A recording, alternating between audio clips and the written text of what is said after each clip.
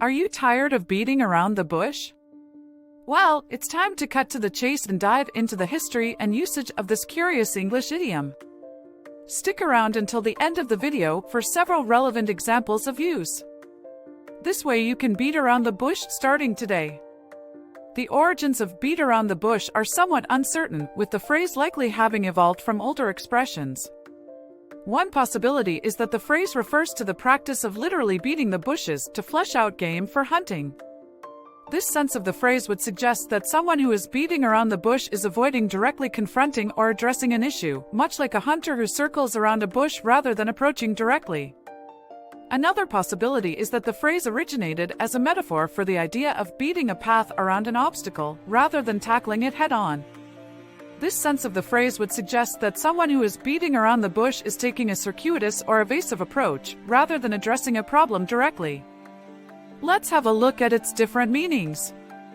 Over time, beat around the bush has taken on a number of different meanings.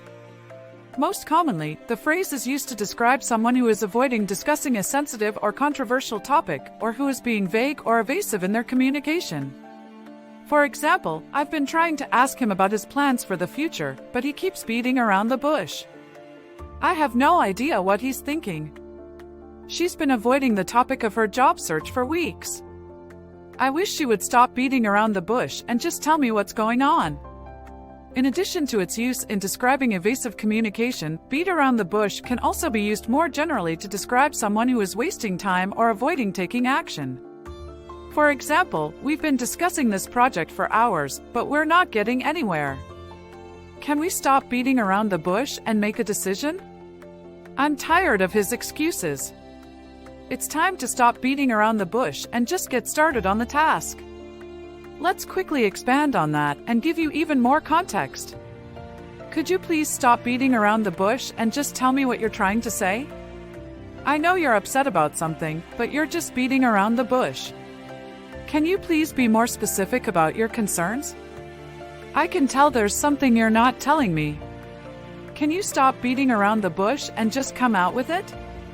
I'm not sure what you're trying to accomplish by beating around the bush. Can we just cut to the chase and address the real issue? So there you have it, a brief history and overview of the English idiom beat around the bush. Whether you're trying to flesh out some elusive information or just avoiding getting to the point, this phrase is sure to come in handy. Just remember to use it wisely. After all, no one likes a bush beater. See you in the next one.